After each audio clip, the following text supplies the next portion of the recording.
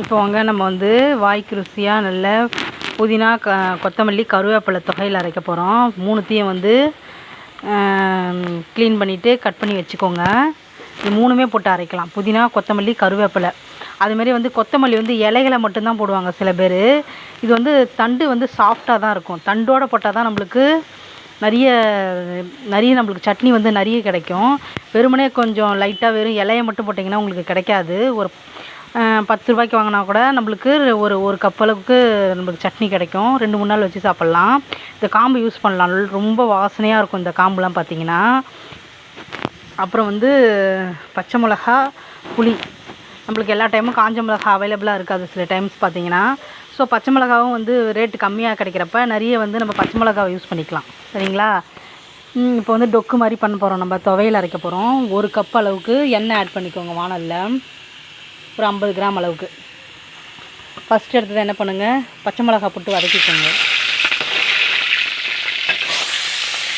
புளி எடுத்து வச்சுருக்கோம், ஒரு பெரிய நெல்லிக்காய் அளவுக்கு புளி எடுத்து வச்சுருக்கோம்.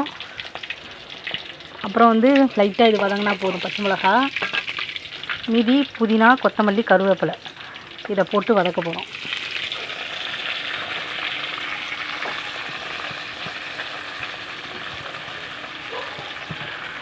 ரொம்ப ஈஸியாக பண்ணலாம். 2 மினிட்ஸ் மேகி மாதிரி. 2 மினிட்ஸில் சட்னி, துவையல், பொரியல் எல்லாமே வந்து ரெடி பண்ணி வச்சிட்டோம்னா அந்த க்ளீன் பண்ணி எடுத்து வைக்கிற நேரம் தான்.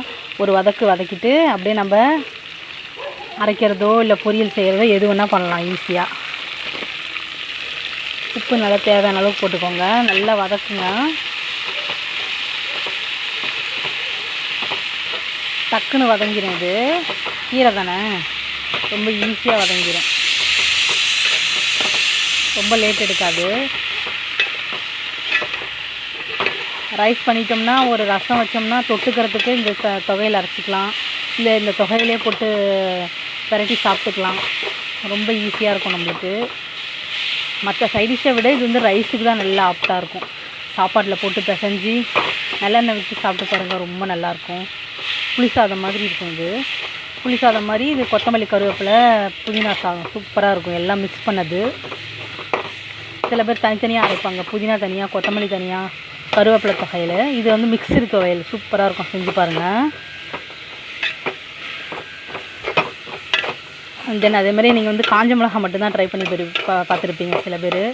நீங்கள் பச்சை மிளகா ட்ரை பண்ணுங்கள், இதுவுமே நல்லாயிருக்கும், க்ரீனிஷாகவே இருக்கும் துவையல். நல்லா வதக்க விட்டு அரைச்சி எடுத்துக்கோங்க.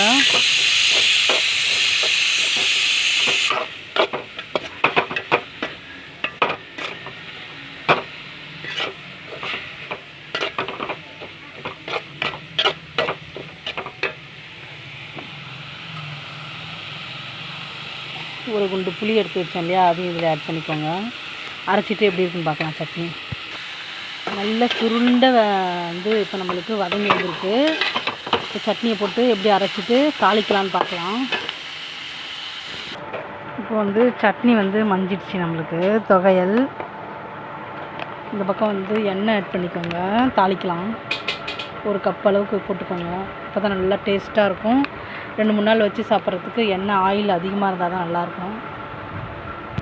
எண்ணெய் நல்லா காஞ்சிடுச்சு, கடுகு ஆட் பண்ணிக்கோங்க.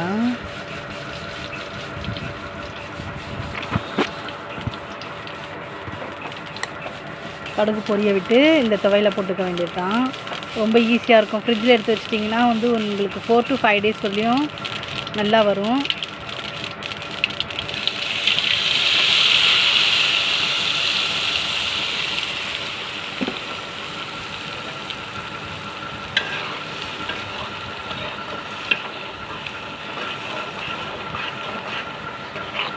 கொத்தமல்லி கருவேப்பிலை துவையல் வந்து நம்மளுக்கு இப்போ ரெடி ஆகிடுச்சு. சாப்பாட்டில் போட்டு சாப்பிட்லாம், சூப்பராக இருக்கும். நீங்களும் செஞ்சு பாருங்கள். ஸ்ரீ ஃபேமிலிக்கு லைக், ஷேர் அண்ட் கமெண்ட் பண்ணுங்கள். இன்னும் நல்லா திக்னஸாக வேணும்னா இன்னும் கொஞ்சம் ஒரு 10 மினிட்ஸ் வந்து துவையில் வந்து வதக்கிட்டே இருந்திங்கன்னா ரொம்ப திக்காகிடும். இன்னும் திக்கான துவையலாக கிடைக்கும். இதுவே நம்மளுக்கு போதும் சாப்பாட்டில் போட்டு பசங்க சாப்பிட்றதுக்கு. Like, share.